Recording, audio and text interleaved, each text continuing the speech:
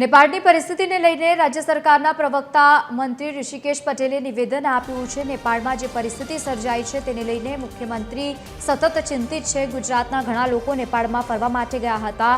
તે લોકોની સુરક્ષા અને ચિંતા રાજ્ય સરકાર કરી રહી છે। તમામ લોકોને સુરક્ષિત ગુજરાત લાવવા માટે રાજ્ય સરકાર પ્રયાસ કરી રહી છે।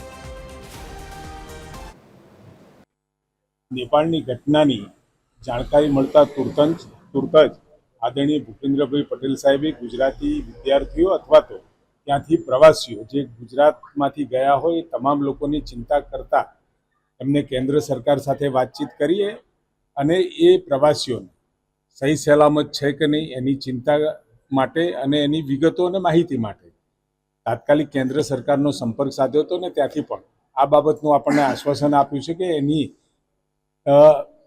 ચિંતા અને ખાતરી કરવા માટે કેન્દ્ર સરકારે પૂરતા પગલાં અને ત્યાંની જે અત્યારે હયાત વ્યવસ્થાઓ છે વ્યવસ્થાઓમાં એ લોકોને કોઈ પણ પ્રકારની હાનિ ન પહોંચે એ પ્રકારની ચિંતા કરી અને વ્યવસ્થાઓ કરી છે।